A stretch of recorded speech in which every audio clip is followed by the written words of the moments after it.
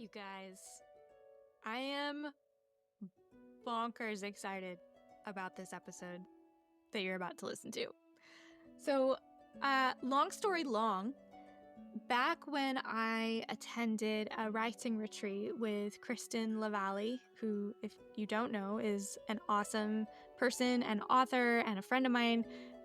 It's funny because if you listen way back in previous episodes of Magic Like This from like a year ago, I had joined Kristen's launch team for her first book, Even If He Doesn't, which was a stunning book. I absolutely loved it. And this was actually back before I knew Kristen personally. I just wanted to join her launch team because I believed in the work she was doing.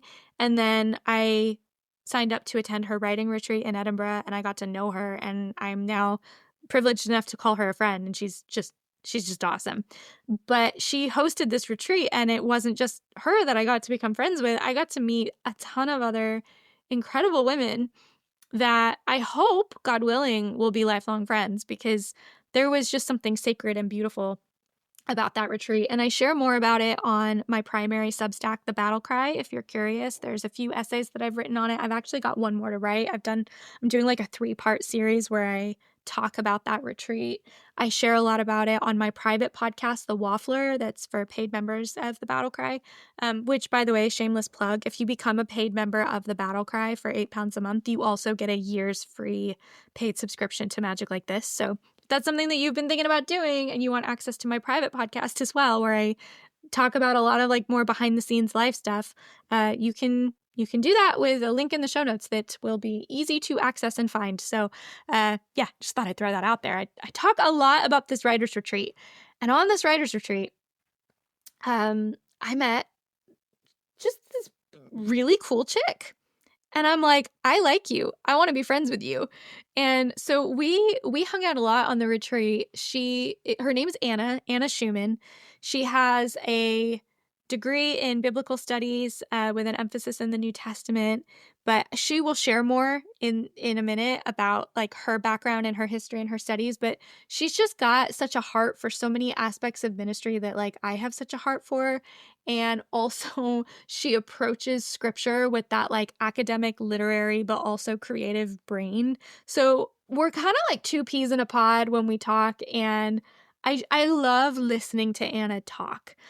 She has she works as a pastor. She's got a career in having been a lecturer, professor, like a preacher, and you can just tell like she's a teacher at heart. And so the way that she shares these like deep theological ideas in a way that is both like beautiful and poetic, but also accessible and like learnable, if you know what I mean, it's just awesome. And I knew that I had to have her on the podcast for actually the next 2 letters.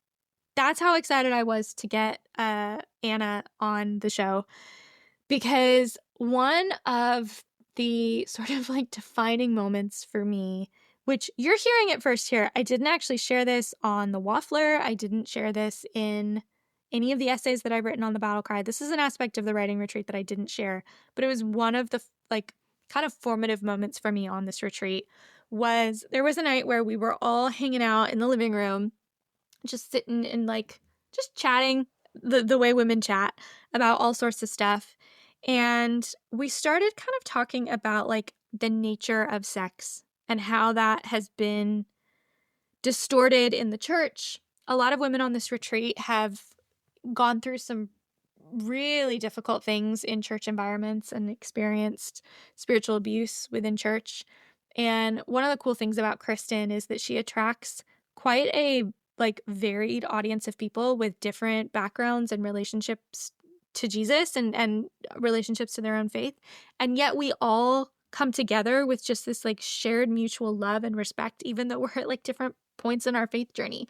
And so we were all kind of talking about this like really multifaceted and complex dynamic of understanding sex and sexuality in a healthy way. And I had noticed as everyone was talking that Anna had this face of like deep contemplation. And I can't remember if it was me or someone else. I think it was me, because I had been noticing Anna throughout just with this like look on her face, but she hadn't said anything. So I think it was me, but I don't want to take credit here. Someone said, Anna, you look like you're thinking something. And that opened an invitation for Anna to share what was effectively a sermon, but not in a preachy way. Like, it was just this overflow of passion of like this message that God has laid on her heart that she has taught to her students and like talked about a lot. Like, this is clearly an area of her ministry and message and teaching that God has really like refined in her over a long period of time and through her studies. And she just launched into this whole thing about how our understanding of, believe it or not, the book of Job and the book of Genesis and the relationship between those two books, what that has to do with our understanding of marriage, sexuality, community, just general human to human relationships. And it was so beautiful that as I was like Anna and I made eye contact a couple times in the living room as she's sharing this, and I'm just blubbering. it broke something inside me in the best way. It was just beautiful. And it just taught me about God in a way that in my, 30 odd years of being a Christian, this was a new element of God's character that was revealed to me in that moment. And over the course of the rest of the retreat, I really got to spend more time with Anna and just hear her heart for community and teaching about what it looks like to be in community with one another as Christians, and specifically also about marriage and sexuality. Just stunning, so robust, really flipping a lot of scripts on their head that we were served in church that maybe did more harm than good. And so as I was getting to letters 18 and 19, because they kind of go hand in hand, these two Screwtape letters, it's all about like marriage and sexuality, but also I wanted to extend it out to like just these wider concepts of like what it means to be in relationship with one another. Because if you're listening to this, I don't want you to skip it if you are single, if you are not in a partnership with someone, because this is something that I've got a real bugbear about with, and Anna mentions it in our conversation. I think the church is starting to come away from this narrative, but for so long, marriage was held on the pedestal as though that was the only legitimate way to kind of live out the Christian life. And it excludes every single person ever and makes them feel like they're only living like a half-life or something, or their life is a less legitimate embodiment of what it means to be whole and human and a Christian. And so even though I am married, I really do not like to talk about marriage in a way that excludes single people from the conversation. And I'm not just saying single people who want to be married someday. I'm talking even about single people who want to stay single. And so we talk a lot, Anna and I, about this wider concept of human relationship, not to say that there isn't something profound and special about marriage and sex with our spouse, but I wanted to go broader as well, because the truths about God's character that we can learn through these topics like marriage and sex actually are relevant to our humanity, whether we are married or not, because God's character is God's character and his truth is his truth, and it affects us because we are all made in his image and made as his children. So this is a two-part conversation. It will come out in two separate episodes. Like normal, we will cover letter 18 in one episode and letter 19 in another. And oh my gosh, I can't even begin to tell you how much stuff we cover. It's just so good. So this first episode, letter 18, we're really doubling down on like this concept of like our wider sense of belonging and community and how that relates to marriage and sexuality, but how it's also super relevant to the single person. So again, if you're single, don't shut this off. This is still relevant for you. It was just such a good conversation. I can't be Anna's hype girl enough because I just love the way that she teaches. And if you have enjoyed magic like this and you're hanging out here with me, I can guarantee you, if you like listening to me waffle, you're going to love listening to Anna teach. So I'm just going to dive right in, and we can get going with my conversation with Anna Shuman. Let's go. Anna, thank you so much for joining me. Thank you for having me. This is going to be so much fun. I know, I'm so excited. I'll have told people a little bit in the intro that I record how we met and why I wanted to get you on for these two Screwtape letters in particular. But could you just tell people a little bit about yourself, your background, that kind of thing? Yeah, absolutely. So my name is Anna. I have studied biblical literature and leadership in higher education. I have my doctorate in global leadership. My master's was in biblical literature, and I did both Old and New Testament. They kind of let me create my own pathway, but the final degree does say New Testament. Um, I ended up spending more time in those letters, so that's all. I did my undergrad in youth and family studies or youth ministry and ended up getting an opportunity to be a professor in that field for 8 years. I taught biblical literature courses, I taught leadership development courses, I taught how to work and integrate youth and family studies, how to develop leaders to work well with kids, youth, families, parents, which meant that I'd spent a lot of time researching and teaching on family dynamics, what it takes to cultivate a healthy marriage, different things like that. Two of my favorite classes that I got to teach. Alongside all of that, though, I worked as a pastor in local small churches, doing everything from kids ministry to finance teams to worship leading to youth ministry to being an associate pastor. So kind of like touched every area of church leadership that you can. So now in this season of life, I kind of float around at churches and help out when there's places where they need just help, like identifying their values, missions, visions as a church. I've gone into places and helped them restructure what family ministry looks like. How do you do youth ministry when you don't have a formal youth pastor? What does it look like for the church to take on the ownership of discipling the next generation? Those are the things that I'm really passionate about. Recently, we just got back from a conference where I got to spend time with youth workers across the country. And we got to have these incredible conversations about identity, calling, community, all of this fun stuff. And it's just my favorite thing to do is see leaders be holistically mentored, but like purposefully equipped in what they're doing. Yeah. So I kind of get to make up what I want to do and then get to do it. And it's a really beautiful season of life. It It's so fun.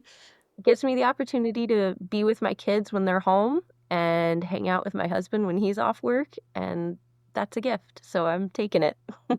That's awesome. I really see the need for equipping churches in terms of what to do when you don't have a youth Yeah. pastor where that's like their assigned role, because the amount of churches that church staff that I know at different churches around the northwest of the UK where that's a pain point for them. They don't have a designated member of staff for youth, and so youth just kind of slip through the cracks. Oh, absolutely. One of my first dissertation topics that I was exploring was actually specifically working with youth leaders in Ireland, Wow. and the volunteer role that it was, how to equip leaders purposefully so that they can engage in the work without needing a 4-year degree in this. So, Right. That's amazing. Well, I wanted you on for these next two letters. We're doing like a two-parter for this interview because they kind of go hand in hand, Screwtape's 18th and 19th letter, and it really does a bit of a deep dive into marriage and what marriage is actually for from like the biblical perspective, and like how sex plays into that. And I would even go as far as to say we can expand on that in terms of just like what God's design is for human to human relationships in general, because I don't want these letters to feel like they're not relevant to people who aren't in a romantic relationship or partnership, because I think there's things that we can learn in just the way God designs us. There's always something we can learn from his character and his desire for us through this. But you've got a really good like perspective on this that you shared when we were in Edinburgh, that just like, well, I don't know if you remember, you made eye contact with me a couple times, but as you were sharing what you shared, I was like blubbering because it just hit me right in the feels. Don't look. Yeah, it just hit me right in the feels. I remember Kristen looked over at me and she's like, "Oh my gosh, are you okay?" And I'm like, "Yeah, I just have a lot of emotion." But it was because it was so beautiful, and it was one of those moments where I felt like, "Oh my gosh, this makes sense. Like my spirit resonates with this. Like the Holy Spirit in me resonates with the truth of this," as you were explaining like God's design for sex and marriage. So I'm excited to kind of get into that, and like a little part of me is hoping you can like recreate that little mini lecture. That moment. Yeah, no pressure. But we'll start first with looking at letter 18. And I wanted to just kick off. I like to always ask my guests first off, like, what stood out to you the most in this particular letter? What was your favorite quote? That kind of thing. This is where I should have pre-warned you. I'm the worst when you ask me for quotes because I just start reading and then I don't stop. That's okay. And I'm like, no, in letter 18, there's so much rich knowledge hidden in here. And oftentimes when I'm reading the Screwtape letters, I busted out my oldest copy of it and it's combined with Mere Christianity. Nice. But so much of just his dry humor comes through as you're reading it, you know? But I really settled in on that axiom point that he has, right? The whole philosophy of hell rests on recognition of the axiom that one thing is not another thing, and specifically that one self is not another self. And that's always resonated with me as I'm reading Screwtape letters because the enemy, and I feel like I shouldn't use that phrase because he says the enemy and that he's talking about God. But so Yeah. also, like when Satan is trying to divide us, right? That's his goal, right? Isolate things and separate them out. And it looks like order, but it actually invites us into chaos. And it's really this fundamental lie that flows through everything. Like I had mentioned, I was just at this conference doing this conversation on identity, right? And calling and community and how they all are interdependent and they connect with one another. But so often when we're working, you know, the temptation is like, oh, I'm juggling all these things. I need to juggle my family life. I need to juggle my home life. I need to juggle this. And if you separate them out, then it's an order, right? But you can't live disintegrated. That's not what we're called into. Yeah. We're called into wholeness. And that's the word that God uses over and over again throughout his word. Whenever we see things like, oh, be perfect as I am perfect, or be holy as I am holy, so often the real word that we're translating into perfect or holy is a word closer to maturity or wholeness. Like seeing all the loose and frayed pieces coming back into wholeness, right? That's why the image is always like brokenness, because the opposite or the redemption is wholeness. You know, it's so interesting. I mean, when people listen to this, they'll have already heard the episode I recorded with my last guest, John, but that as of right now hasn't been released yet. And we discussed this idea because he shares about, he went through a type of therapy called natural family systems or internal family systems. That's what it's called. IFS, yeah. Yeah. And so this was kind of new to me and I had never heard it described in the way that he explained it. And it was quite a fundamental aspect of his recovery and healing from alcoholism. And I really grilled him because there was a part of me that recoiled at this idea of separating yourself into different parts and healing each individual part. And so I asked him, I was like, okay, John, like, I hear what you're saying, but how does that fit into God's design of wholeness for us? And he had a beautiful answer, which I actually think is addressed in this letter. And God is so good because, like, obviously Lewis wrote this in a really brilliant way and one letter flowed into the next, but the way that God's even carried the conversations and the touch points that I've had with different guests has just really flowed so well. Because one of the things that John mentions is he's like, absolutely, God calls us to wholeness. But if you look at even the model of the Trinity, we are made to model God's image, and God himself is 3 in 1. There's different parts of him, and that creates the ecosystem of love that embodies the sentence, God is love, because within himself, he loves his other 2 parts. So he said there is a wholeness, a holistic approach to even acknowledging these different parts of ourself that need healing in the internal family systems model. And that blew my mind. I was like, what a beautiful way to flip the script on being fragmented versus being whole. Absolutely. And how even this nature of being fragmented, like Satan will take and just twist our understanding of it, like you just described, to make it seem like to indulge in the fragmentation is to find order. But actually, it's to acknowledge the fragmentation and flip the script back into those different parts actually are an invitation to like holistic love and wholeness. And you can be, you can have those different parts of your life, right? Work and family and rest and play and friendships. But when you're allowing them to work interconnectedly, holistically, those different parts work form the part of a whole. And let me find this, so because I am good at doing quotes because I've been doing this for a while, and I underline. I have a special copy for underlining because I'm one of those people that normally doesn't like to write in the margins. I like to keep my copies pretty, but now I just buy 2 copies of everything that I want to write in the margins. Right? That's my hack. But there's a section in here that's just so beautiful, and it's right after Screwtape talks about that axiom of one self is not another self. And he says, now the enemy's philosophy is nothing more nor less than one continued attempt to evade this very obvious truth. He aims at a contradiction. Things are to be many, yet somehow also one. The good of oneself is to be the good of another. The impossibility he calls love. And this same monotonous, I don't know how to pronounce that, panacea? Panacea can be detected under all he does and even all he is or claims to be. Thus, he is not content even himself to be a sheer arithmetical unity, because he claims to be 3 as well as 1, in order that this nonsense about love may find a foothold in his own nature.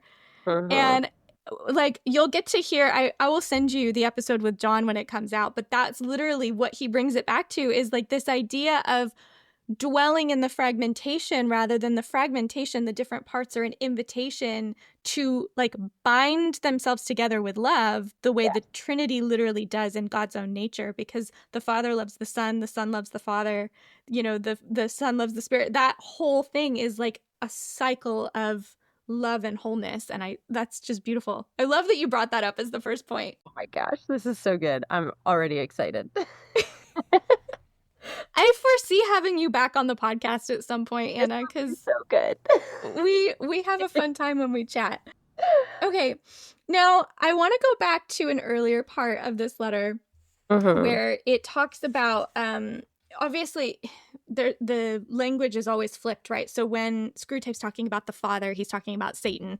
It's very confusing, but very clever on Lewis's part. Makes you slow down when you're reading. It really does make you slow down, yeah. He says here, ever since our Father's first great victory, we have rendered the former very difficult to them. And this is in reference to this idea of complete abstinence or unmitigated monogamy being sort of our only 2 options in this like dilemma of sexuality. And so when he's talking about like Satan's first great victory, rendering the former, so complete abstinence, very difficult, I'm kind of curious what your thoughts are on that, given what you've shared about like the Genesis story and how it relates to sexuality and all that kind of thing. So I just want to like pick your brain what you think about this bit. Well, so I mean, obviously, rendering the former very difficult to them, he's talking about the complete abstinence approach, which we know is a completely viable option for humanity, right? Paul talks about it like, be like me, given over to no one, all of that, right? And he talks about self-control as a fruit of the Spirit. He talks about celibacy and all of these beautiful rights. And there was a long time in church history where celibacy was touted as the way to go. And it was celebrated almost in the way that our culture now celebrates marriage. So we have to remember that there is like a longer human history on this topic of abstinence than what we're privy to right now, or even what C.S. Lewis was part of, because he was part of that generation that really celebrated marriage as this is the goal. And if you aren't here, then what are you? And I'm really happy to see the church kind of course correcting now as we start talking about like, no, single is an option. Yeah. It's an option. And I'm seeing the progress in our conversations on sex and sexuality and sexual identity all coming out as a little bit more open to not just marriage. And we're celebrating people and we're welcoming people into community, because the fact of the matter is like marriage is just one option of how we express community as the body of Christ. It is just one option. And it's not even that, I'm going to slow down my thoughts and say one thought at a time. We're going to stay on abstinence as our conversation right now.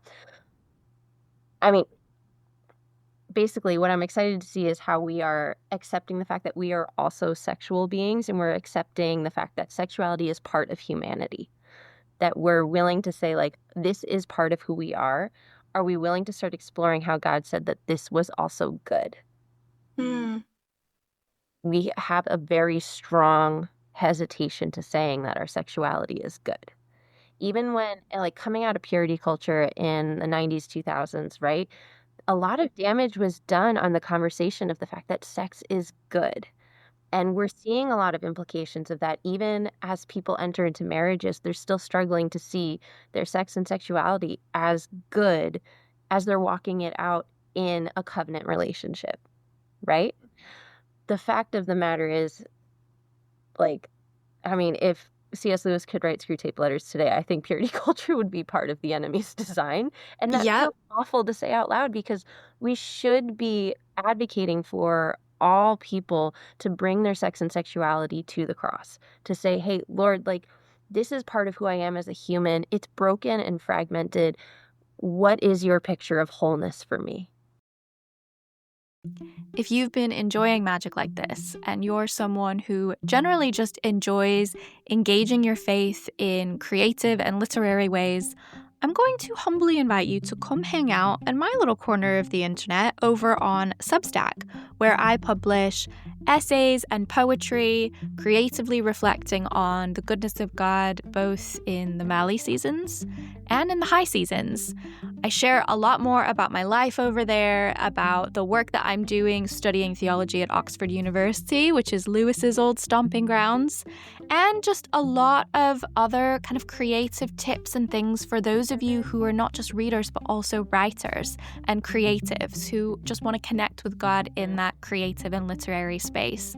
So you can come join me over at christinalynwallace.substack.com. My Substack is called The Battle Cry.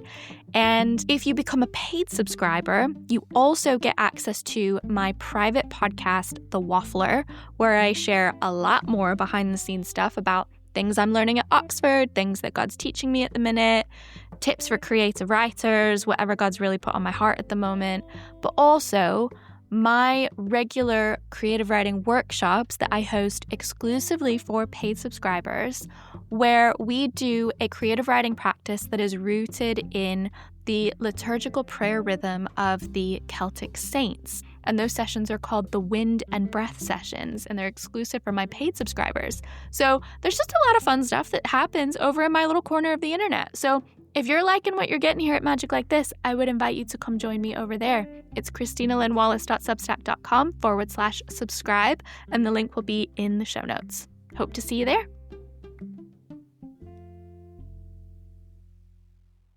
And it's bringing that in with humility and being able to say, like, Jesus, I know that your way is better. What is your way?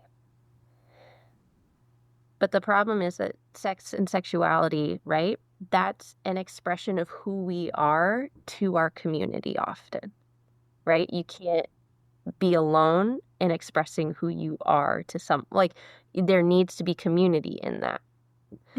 So when we isolate sex and sexuality and say it's bad, it's not good, we're cutting off part of our identity. Identity is never meant to be something that was only just me and God. God in himself is communal. Our identity is rooted in who Jesus says we are, and it's expressed with our community. So when we say that it's only abstinence, complete abstinence, we're only looking at a very limited expression of sex and sexuality. Okay. And in a sense, it's cutting off a portion of our identity. And it's making us live a broken and fragmented life by saying, well, you know what? Complete abstinence, you just don't get to express yourself in this way. But what if complete abstinence was celebrated as celibacy and you lived in community saying, I am celibate, and it was celebrated? Interesting. Yeah. I've never heard that kind of idea proposed before outside of the context of someone who takes a vow of abstinence as like a priest. Right. Yeah. But we don't have ceremony or liturgy to celebrate someone saying, I am celibate. Can we celebrate? And liturgy and celebration, ceremony is crucial to the human experience. It's how our identity is brought into community, right? That's why baptism is part of our expression of faith. It's coming before our community and saying, this is what I believe. Will you hold me to this life? right? We think of baptism Yeah. a lot of times in faith expressions, it's viewed more as like a final point, but it's a beginning point. It's more like a marriage than it is a funeral, right? Like Yeah. it's a, hey, you're my community. Will you come and hold me accountable to this life that I say I want to live? So yeah, we went on a wild goose chase there. As always, Hey, we always go that on a was wild not where I was expecting you to take it, but man, like what food for thought. And before we started recording, I was just sharing with Anna that for those of you who are listening who are not married, like I didn't want letters 18 and 19 to feel like they just weren't relevant to you, because that's to say that there are certain aspects of our journey towards spiritual wholeness that just don't apply to you if you don't have a partner. And that's just not the way God It's just designed us. So I'm so glad that we started off there, because I feel like anything else that we talk about in relation to marriage and sex, like it's so important to, I think, first acknowledge that even those who are listening who want to be single and have made a decision to be single, or they're single and they want partnership and they want to be married at some point, like they are still welcome as part of this discussion, because their sexuality is still a beautiful part of like how God designed them. And absolutely. yeah, I love Yeah. that so much. Oh, good on you, Anna. You kicked us off great. Okay, I want to look at there's we've kind of covered some of the questions that I wanted to look at in terms of this thing of the axiom and this, one thing is not another thing. And we dug into the Trinity. So like so much of this happened so quickly because I feel like you and I cut to the jugular really quickly when we're talking. Enough with the niceties. Here we go. Yeah, I want to go back to that axiom point a little bit, and we've kind of discussed how the Trinity echoes, that nature of love, but in the kind of spirit of what I like this podcast to be in terms of showing what these spiritual ideas and this concept of spiritual warfare looks like in practice. Like, what does it look like in our day to day? Because Lewis is kind of giving us a roadmap to identify the concepts, but what does it actually look like day to day for us to behave in this idea that one thing is not another thing? Like, where does Satan like have his victory in like kind of luring us to embody that axiom? Absolutely. So I think in order to talk about that, we really do need to talk about the parody that he mentions, right? This idea is our parody of an idea that came from the enemy, right? The parody of the idea that came from God. So we have to remember that Satan can only kill, steal, and destroy. He cannot create.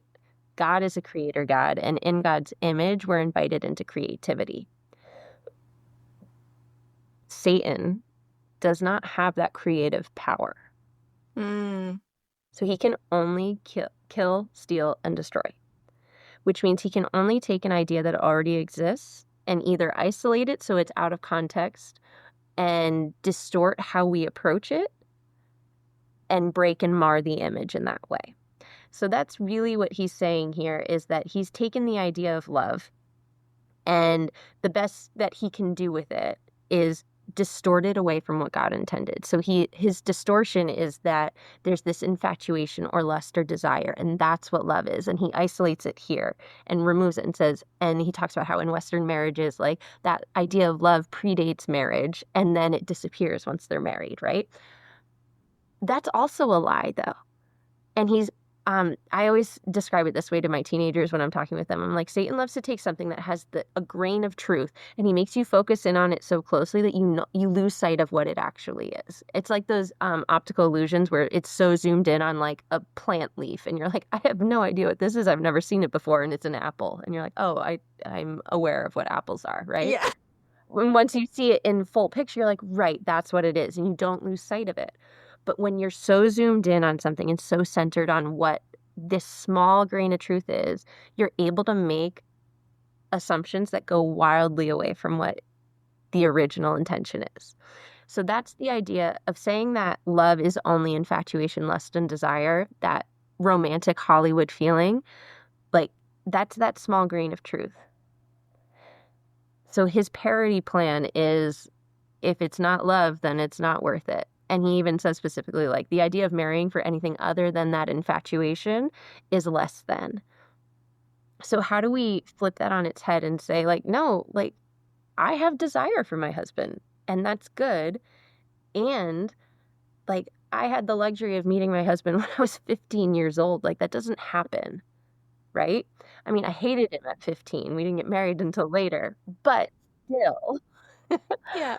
we've been together. We've been married for 13 years now. We've been together for 15. We've known each other since I was 15. It's to say that, like, that infatuation feeling is still the same would be a lie. But to say that it's less than or to say that that's more than what we have now is a bigger lie, Right. So it's like, how do we maintain that perspective piece? And how do we maintain that desire doesn't fade, it evolves? And can we hold on to that idea? And that's what leads us into this conversation of the axiom, like, what one thing is not another thing. And I think what the enemy loves for us to believe is that love is a resource that can be depleted as it's given. And he talks about it a lot, like this misunderstanding of love where it's, if I give to you, then you're taking from me. And if you give to me, then I'm taking from you. And it's this transactional relationship that he talks about. But the beauty of God is that when you're loving from his perspective of love, when you give it, it multiplies and it's never reduced. It's an unlimited resource, right? So how do you bring that concept of love into a marriage relationship where so much of the advice that you're given is like, oh, it's 50-50. It's like, no, you're showing up 100-100. Yeah. And you're multiplying. And where, like there's practical tactile things where it's like, okay, like, we got home from that conference.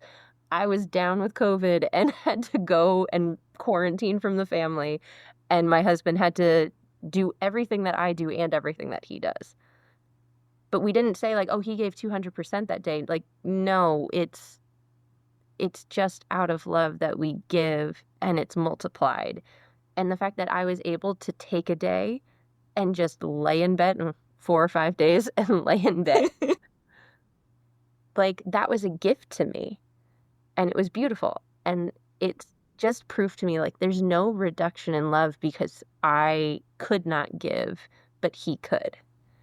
It's right. We're getting philosophical, but it's no, I love it. That's what this is all about. You can't talk about Lewis and not be philosophical. Right? You have to enter into this imaginary world for a moment just to entertain these ideas. But I love how when he continues on in this conversation and like with beasts, the absorption takes form of eating. For us, it means the sucking of will and freedom out of a weaker self into a stronger. Like, to be means to be in competition. That's a lie. To exist does not mean that you're in competition with each other, because that automatically pits you against one another and it divides you and prevents you from entering any form of community. I just did a wedding a couple of weeks ago, and I sat there and I was like, if you read this manuscript out of context, like, you're going to think I am not advocating for you to get married right now, because I'm sitting here and I'm saying, like, hey, love is inconvenient. Love is not efficient. Like, if we're going to say love is patient, that's a fruit of the Spirit that is being developed and deposited in you, because this process is not efficient and it is not convenient. So you need to be patient. And God gives that to you as a gift. Love is kind because love presses on all of your nerves, right? Yes. Yep. But that's community. And I'm so glad to start seeing people have this conversation more, that, like, we really hyperswung one direction to say, like, these are my boundaries. I'm not going to be bothered. I won't go out of my way. And now we're coming back in to say, oh, no, but like, protecting self-peace was actually robbing me of the joy of being present. And being with people requires me to give of myself. And where the enemy wants me to believe that I will be reduced in what I have because of it, what God is saying is true instead, is that I'm going to be blessed because of that time I spent with you.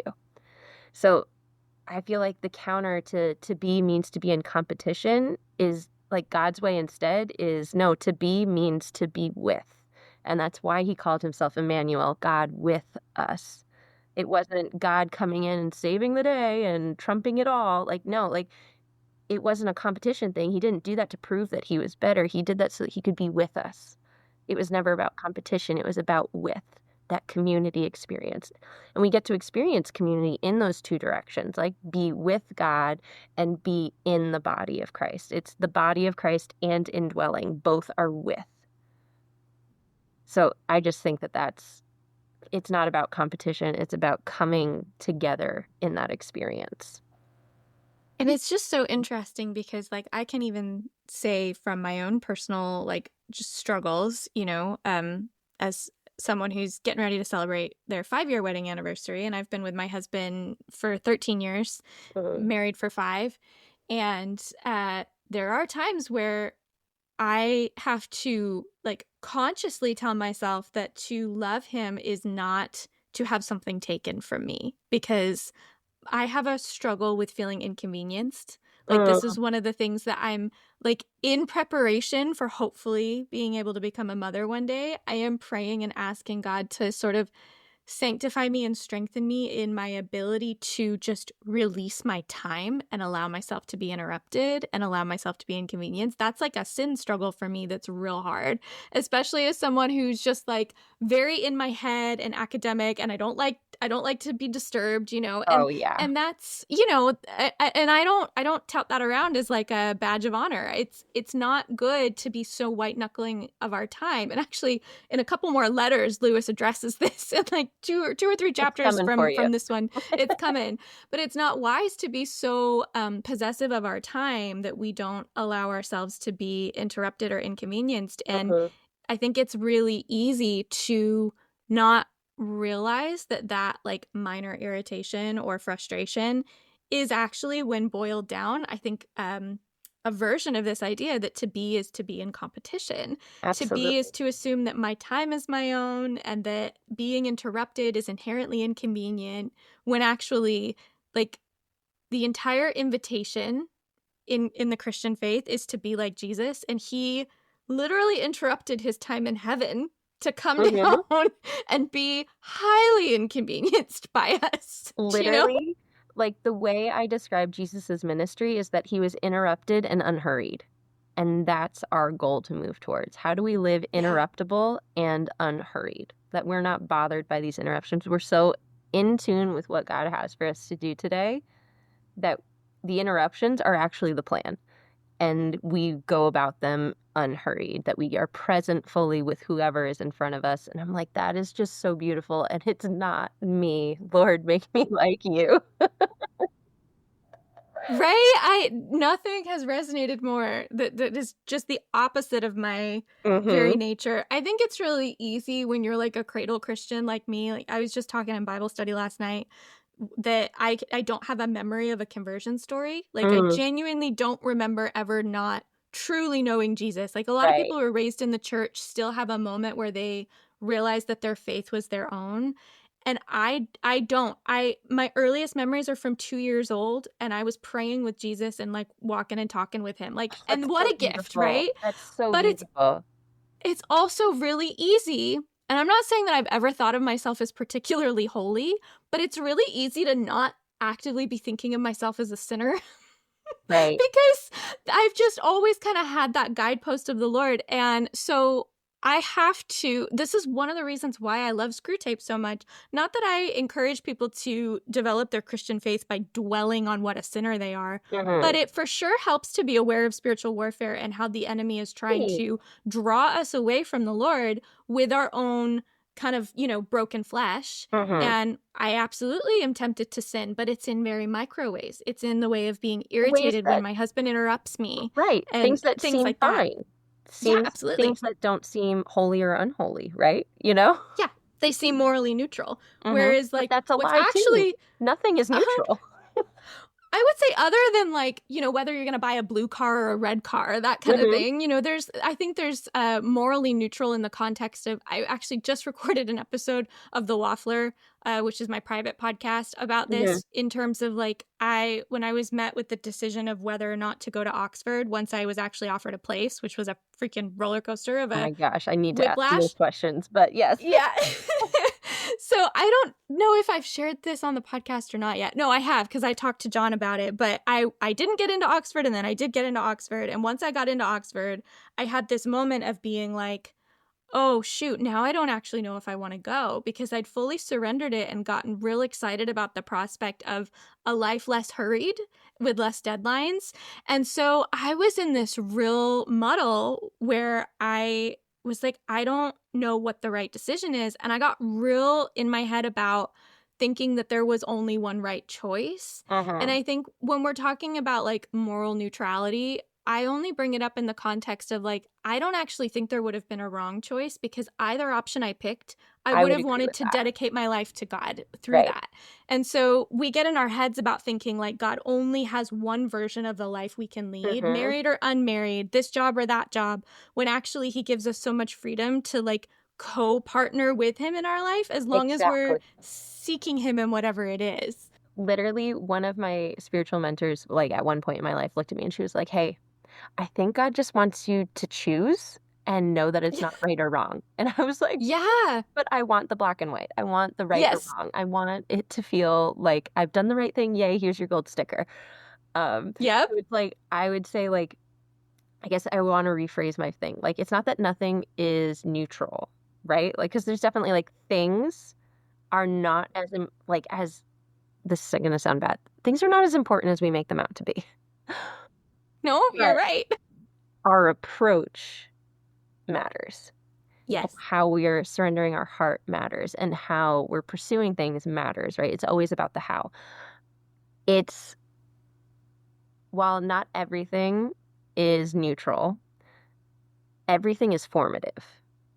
And I think that's where I always focus, is like the experience itself. Like, when we talk about sin, it's really easy for us to look at things and actions and stuff.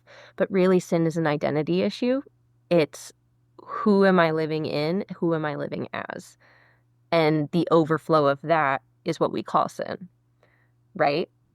Because when we're living in our identity as children of God, the overflow of that, because of the work of the Spirit, looks like him.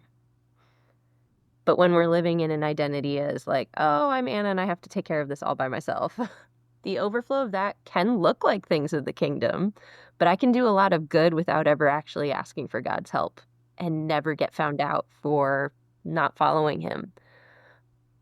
But it will be found out and it will be seen. And it's never an authentic life when I'm living like that. It's always coming from a place of like, I'm trying to please you, or I'm trying to earn your favor, or I'm trying to do good things, or I want you to think that it's all put together, right? That people-pleasing performance, image, control. That's not an identity that I want to have. And all of that fades away when I'm rooted in that identity of like, this is who God says I am, and these are the people that God's invited me to live it with. It's interesting because that kind of goes back to this idea of a parody, right? Like what Satan's parodied on, like constantly, I think we fall into this trap as Christians of thinking that like if we just tick these boxes or perform these things, and especially, oh my gosh, how often I hear, oh, but look at the fruit of it. Like the fruit of it is so good. And this is something that I've really been digging into. And I'll tell you, like, this is a little bit of a rabbit trail, but I'll bring it back. The first time I ever heard that phrase used in a way that made me really question our understanding of the fruits of the Spirit was when the Rise and Fall of Mars Hill podcast came out. So they actually do an episode where they speak to some of the members of Mars Hill and specifically talk about how there was like all of the abuse from Mark Driscoll flew under the radar for so long because look at the fruit of what's coming out of this church. And then I went to work, and I was working at a Christian nonprofit at the time, and I was telling people about this podcast because for me it was mind-blowing. I'd never heard of Mars Hill, but it mirrored things I had seen in other churches. Right. And I'm like, this is a real pillar podcast in terms of bringing the church's attention to what it can look like when spiritual abuse goes unchecked by the church as a whole. And I was sharing this with someone who, in their early days of faith, had found Mark Driscoll's sermons, and it had really been formative for them.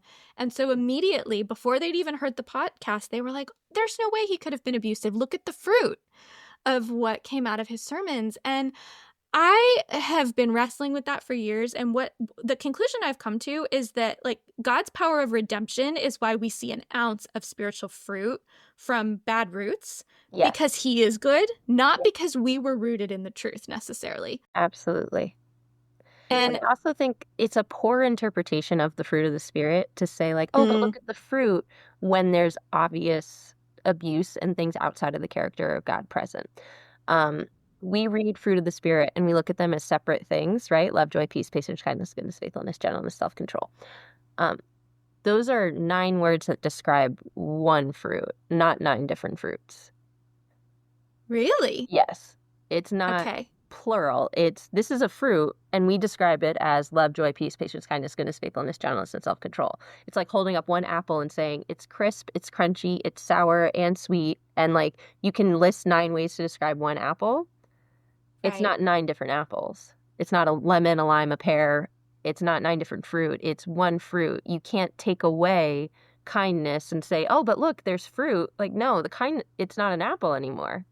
You got rid of, like, Yeah. you can't All just the take other it aspects off of it. and say, oh, like, that's been like something I've had to learn personally in this last like couple of years is like anything that does not reflect the kindness and gentleness of God is absent of his pleasure and delight, because you can't take away that character of him and say that it's still him. Like, if you have to move in such a way that removes the kindness and gentleness of Jesus, you need to go back and be formed in the kindness and gentleness of Jesus, because this is not him. You can be direct and be kind. You can be direct and be gentle.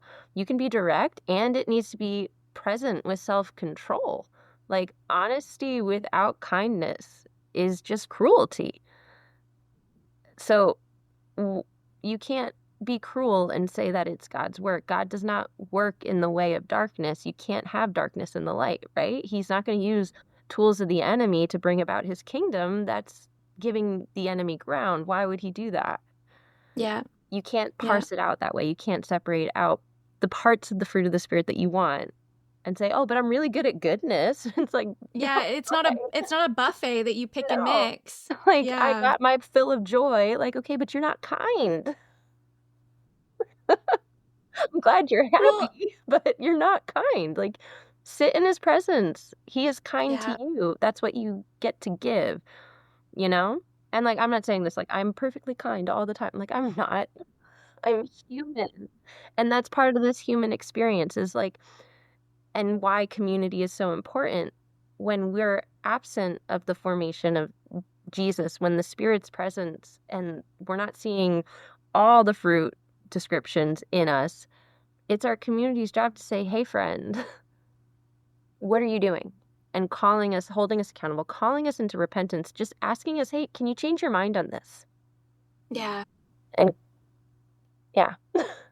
It's a good litmus test as well, I think, to obviously separating out all those different attributes of that single fruit of the Spirit is a helpful way for us to know like where to pray and ask God to develop us in that Yes. area. But it's not an invitation to be like, oh, look, I'm 80% developed. Like if Right. you're not 100%, you still don't have the fullness of the fruit of the Spirit. And it's a great litmus test to be like, in my example where I say one of the biggest struggles in my marriage is just patience. That is it. Like patience with my husband is a struggle, and that's not a him problem. That's a me problem. Right. And um and so to be able to look at it this way, and rather than think of it as like, oh God, I need you to develop the fruit of patience in me, actually it's a litmus test for me to recognize like, oh, just the wholeness of the fruit of the Spirit, I need to lean into like all of it, like all Yeah. of it at once, not a buffet where I pick and mix which areas I want God Right. to develop me in. Now, obviously, God doesn't like smack us with sanctification in every area at once, because I think Exactly. we would just freak out. Mm-hmm. But it's like by separating, it goes back to like at the beginning, top of the show, we talk about this idea of like all the pieces are parts of a whole. Like Yes. the invitation is not to remain in fragmentation, but to come back into the wholeness. Integration. Yeah. Yeah. Bring it all together. Interdependence, integration, wholeness.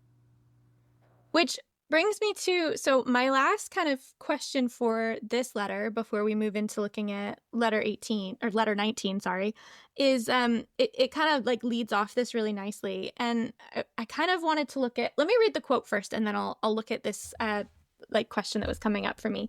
So towards the end of letter 18, let me just like catch up with where I'm at here. I'm going to read a big chunk here. Okay. And this is kind of like the latter half of letter 18, and Screwtape's really getting into the mechanics of like being in love, what he thinks it means, or how he's using the definition of being in love and how that plays into our design for sex. And he says, the truth is that wherever a man lies with a woman, there, whether they like it or not, a transcendental relation is set up between them, which must be eternally enjoyed or eternally endured. From the true statement that this transcendental relation was intended to produce, and if obediently entered into, too often will produce affection and the family, humans can be made to infer the false belief that the blend of affection, fear, and desire, which they call being in love, is the only thing that makes marriage either happy or holy. The error is easy to produce because, quote unquote, being in love does very often in Western Europe precede marriages which are made in obedience to the enemy's designs. That is, with the intention of fidelity, fertility, and goodwill, just as religious emotion very often, but not always, attends conversion. In other words, the humans are to be encouraged to regard as the basis for marriage a highly colored and distorted version of something the enemy really promises as a result. And that last sentence I underlined is like, we're trying to distort them into believing that they're going to get something that actually the enemy really promises they're going to get. But we set up their expectations and their understanding of the fulfillment of that promise in such a distorted way that it's like they don't recognize it when the fulfillment of the promise really comes, or when the invitation to fulfill that promise and experience that really comes. Because, you know, everything we've been talking about thus far is to recognize that to accept the gift of that fulfilled promise requires us to like enter into a different understanding of what it means to love, which Satan tries to tell us means one thing is not another thing. To be means to be in competition. To love means to give up inherently, to lose, when actually, yes, there's a sacrificial element to love, but the outcome is then to gain. You know, my cup overflows. That's the godly version of love. So I just kind of wanted to like, you go as nerdy on this as you want, but like unpack for me what the enemy really promises as a result. Oh, goodness.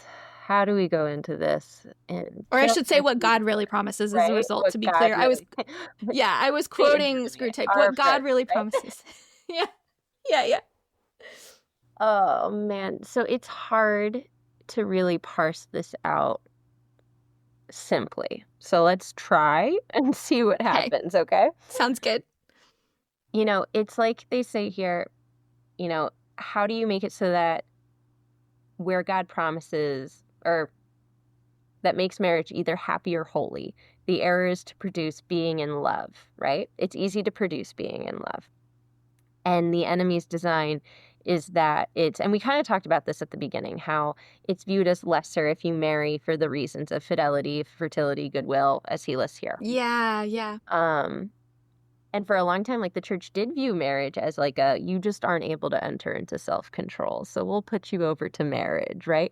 And that was really like Dark Ages, that kind of era was when that was really like we'll put you over to marriage then.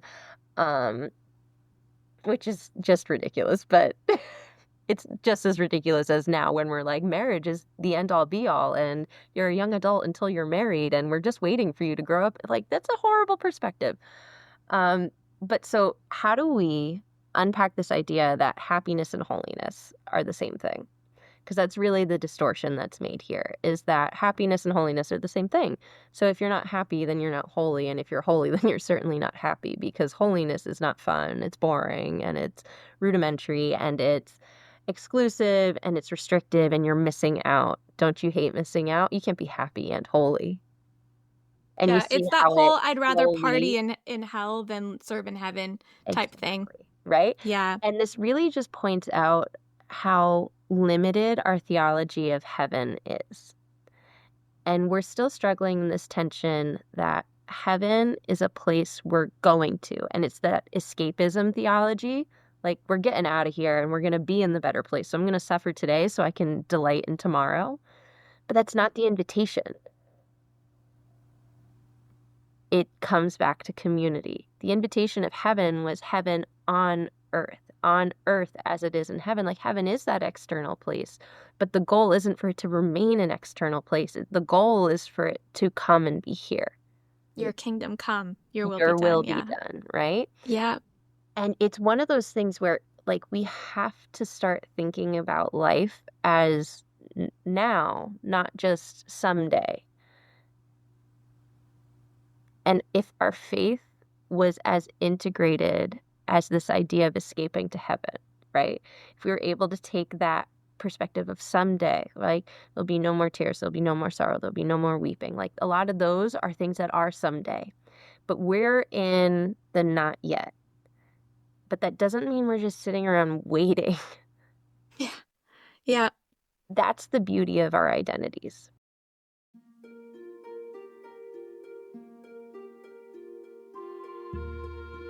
Hey, friend. This is the little moment where I tell you how you can support this show if it's blessing you and you're enjoying it. I know that every podcaster in all the land says this, but I would just gently invite you not to file this away into the white noise inside your brain, because it really does make a difference when listeners of the show who enjoy it go and leave a review on Apple Podcasts. I know, you knew it was coming, but man, would I be so grateful if you could leave a review for Magic Like This on Apple Podcasts or whatever listening platform you listen to podcasts on. Or if you could share it with a friend. It goes such a long way to getting the show out to more listeners, which is part of what helps this show continue. You can also become a patron of Magic Like This if you want to support some of the financial and operational costs of producing this show. And you can do that by going over to magiclikethis.substack.com/subscribe, where you can support the show for £5 a month. And that also helps keep this show going so that we can continue to spread the good news of Jesus through awesome works of literature from that of our one and only C.S. Lewis. Okay. That's enough of me waffling. Thanks for listening. Thank you in advance for your review on Apple Podcasts. And let's get back into the episode.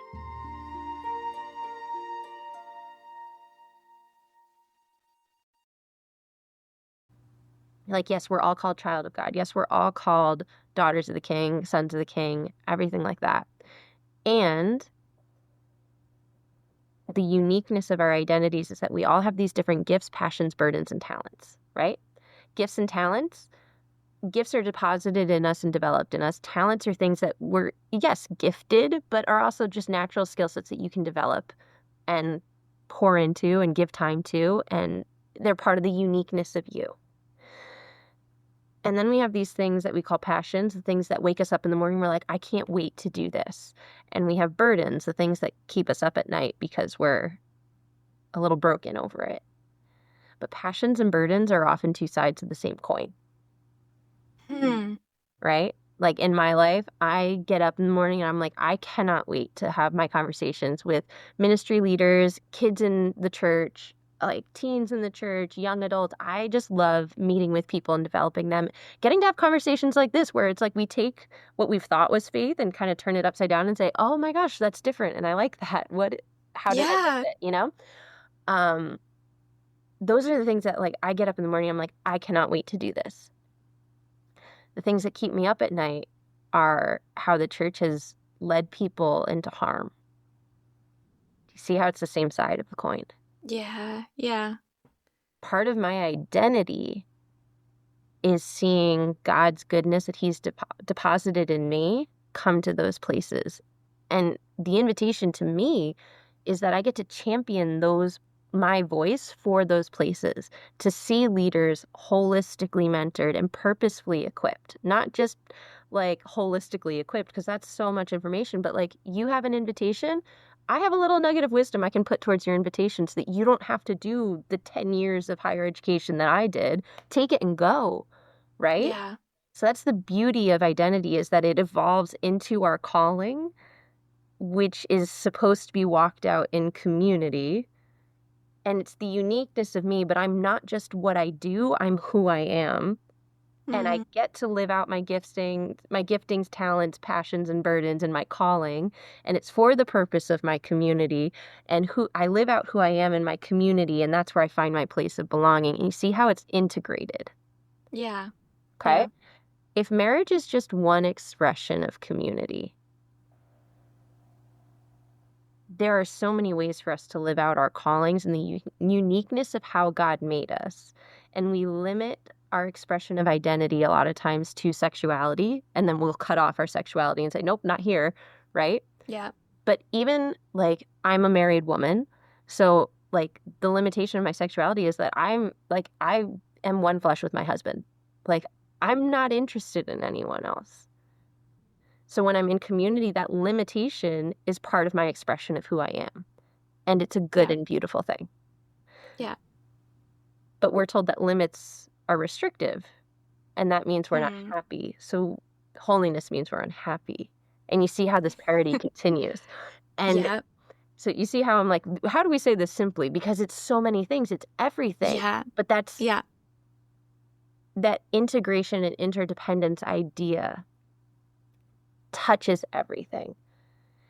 And so the enemy, our enemy, Satan, is always saying, separate it out, isolate it, make it small so that it becomes big and you don't see it in the full context. And it leads you away from this idea of wholeness because you can't actually have things touch. That's chaos. But no, what's chaos is to leave things isolated.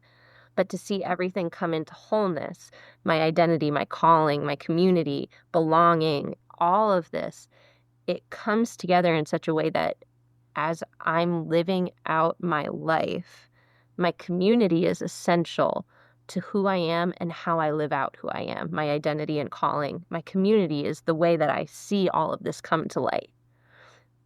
If I don't have my community, I'm still who I am in Jesus. And I'm still invited to be all of the things that he's invited me to be. Oh, but it's absent. And if we look at marriage as the only kind of community, we're robbing our human experience of so much good and so much richness. I just started reading through the Bible in the NLT version. And it has just, and I like you, I grew up in the church, cradle Christian, right? I was born on a Friday. My dad was a pastor. My mom came home from the hospital and went right to church on Sunday morning, that's just, for a long time, the joke was, I've never missed a Sunday. I've been here for all of them. But it's one of those things where it's like rereading scripture in a new translation has let me see the beauty of the words again. And when I read through the creation account, and we'll talk about this more in the next letter because it really applies there. But creation, the second creation account in Genesis 2, when God makes Eve and Adam from Adam's rib, right? And we get that full story. We miss the part that before God made Eve, God and Adam were desperately searching for a suitable helper for Adam. What do you mean? In the place of perfection, that something was missing? In the place of perfection, Adam felt longing. In the place of perfection, Adam felt alone. In the place of full presence of God, Adam didn't have someone he could be with.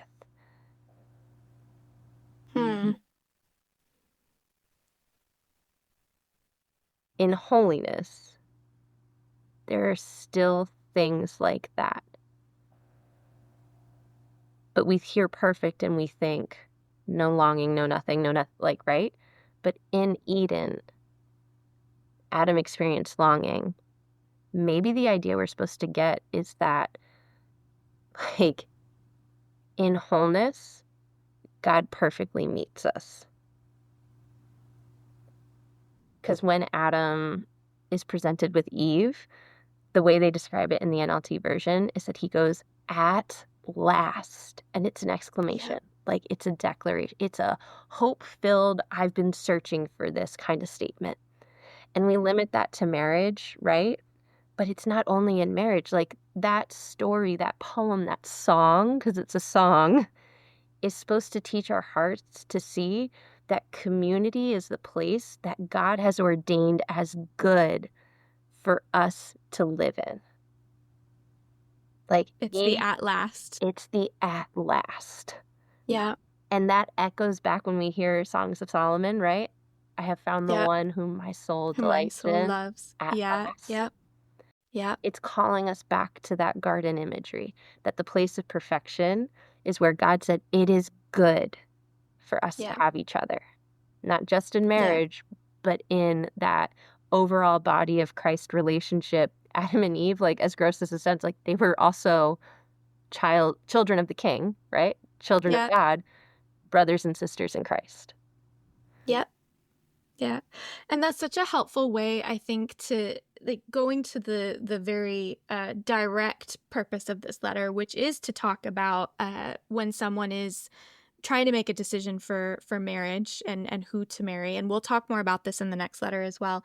But it's just such a great reminder that to isolate the fulfillment of our happiness and holiness to marriage is actually to put too much pressure on the marriage to be like the be all end all. And it is only at that point, and it's exactly what you said, right? It's Satan getting us to zone in and only look at one little piece. Like, marriage is good. Marriage is a part of God's design. It, like, there's so many good things about it. But if we look at that as the only sort of mechanism through which we can have our communal needs met, then that is where, like, we are setting ourselves up to be disappointed because we think that we're not receiving the thing that God actually really does promise as a result of understanding holistically why we were designed to long for one another. Exactly. And that those needs can be met within community, both through the mechanism of marriage, which is beautiful and good and holy, but also through the wider community that is the body of Christ. Like, friendships are still important, even after you're married. Yep, absolutely. You know, oh gosh, yes. mentoring, sometimes especially. Well, and even like after you're married. When we think about like mentoring relationships, are you supposed to mentor your spouse? Yeah, good point. It's funny, because this is part of why when my husband and I got engaged in 2019 and we were meant to get married in September 2020, obviously COVID hit. I think I shared this story with you in Edinburgh, but it was really hard for me, the amount of people who their intentions were good, right? They were trying to console us because obviously our wedding fell apart. This was pre-vaccine, like in the height of the lockdowns. The laws here in the UK were changing like every other week. You could be in a group of 5 people and then a bubble of 12, but only outside and socially distant. And it was changing week by week to the point where the final, not the final law, but a law about gatherings changed 3 days before our COVID gathering. Gosh. And we were literally, I remember, I will never forget this, sitting on the couch and I was like white knuckling my husband's hand, my fiance at the time, waiting for the news announcement for what the law was going to be in Wales, because we got married in Wales, as to whether we were going to be able to have our gathering. But everyone was trying to console us by saying, oh, well, it's not just, it's just about you guys anyways. Like, as long as you're married, it's just about the two of you. Like, it doesn't matter that you're having a big gathering. And I could not express deeply enough that the reason I wanted a big gathering wasn't just so I could like follow the tradition of a big party because that's what you do. My hunger for a big gathering was because this was our community, and I knew that we only got to the wedding altar because that community carried us and they deserved to be part of the celebration. And so to not be able to have that felt like something was breaking inside of me. And I remember on our actual wedding day, it was so hard for me because I was like, obviously I'm happy to be marrying my husband, but there is so much more grief than a bride should have on her wedding day because it's not the way God designed this to be. The wedding feast was not meant to be an elopement.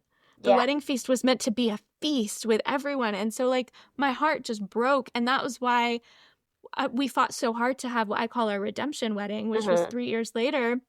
We had the most beautiful, like a vow renewal where we got to celebrate with everyone. And it was actually so special because I also got to announce, I gave a speech at my wedding, and I got to announce that I just received my permanent residency in the UK, and no one knew. And so the community of people who helped me even to stay in the country so that I could marry my husband got to celebrate that with us. And like, it was one of the most like heavenly, and I mean that word like by its true definition, surreal moments as I read out the letter from the Home Office saying that I got to stay in my home, where we were in a field surrounded by the hills, where like my husband and I grew up together in those hills. We met at 18, and I got to hear like the screams of celebration from all of the people who had carried us through this season. And so my speech was very much like, you know, most people's speeches at their weddings, it's just to honor their spouse. And it was. I spoke about how much I'm like just so grateful that God paired me with this man, and I really just praised him. But then it carried on to be like,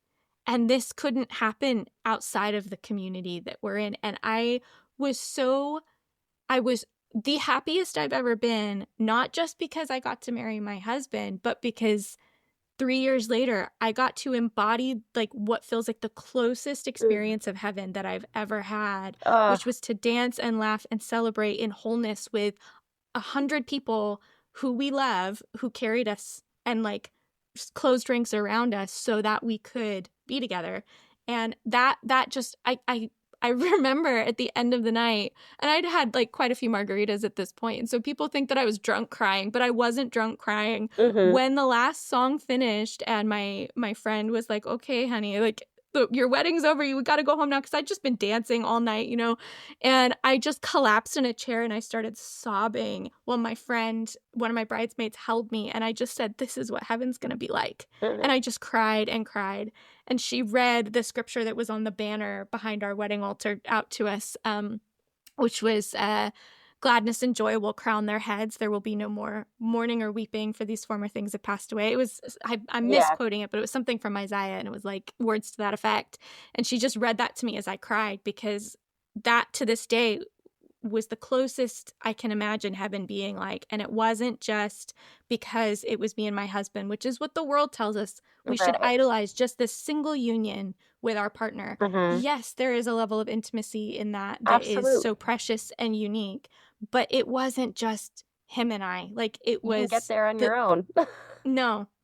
And the fulfillment of the celebration, it didn't feel like we had fulfilled the celebration to mark our union until we did it in community. Right. Oh, I love that. I love that. Right. Now then, we will be back for letter 19 here in a minute, and we'll get more into the nitty-gritty of like marriage and sex. And there, like, I'm pushing Anna for like a repeat of a little sermon that she gave us in Edinburgh that brought me to tears, that's just fits so well with letter 19. So stay tuned, guys, and we'll be back with you for letter 19 soon. Anna, thank you for chatting with me. Thanks so much for having me. All right, guys, that was the end of part 1 of my conversation with Anna Shuman. Do you guys see what I'm talking about? Like, I could just listen to her talk all day. I almost had like some repeat moments of Edinburgh again, where I just sat and listened to her talk and just cried because the passion that she has for what God's put on her heart to share and to just encourage the church towards wholeness is stunning. I love it. So I hope this was encouraging for you. Now, normally I finish with a psalm, but I thought that given the nature of not only this episode, but the episode to come in my second part of this chat with Anna, where we look at letter 19 in Screwtape, I felt like it would be more appropriate actually to end with a different type of poetic verse from scripture. And so I know this is maybe a little bit cliche, but I really felt like the right call was to end with an excerpt from Song of Songs, or Songs of Solomon is another way that book in the Bible is read. And yeah, call me a cliche if you want, but also try to tell me that there isn't such rich and beautiful celebration of our wholeness being found in one another through Song of Songs. So let's do it. This is Song of Songs, chapter 3. I sought him whom my soul loves. I sought him, but found him not. I will rise now and go about the city, in the streets and in the squares. I will seek him whom my soul loves. I sought him, but found him not. The watchmen found me as they went about the city. Have you seen him whom my soul loves? Scarcely had I passed them when I found him whom my soul loves. I held him and would not let him go. This is a lovely place to end that will lead us so nicely into part 2 of my conversation with Anna Shuman, where we cover letter 19. So make sure not to miss it. And until then, be blessed, friends. Take care.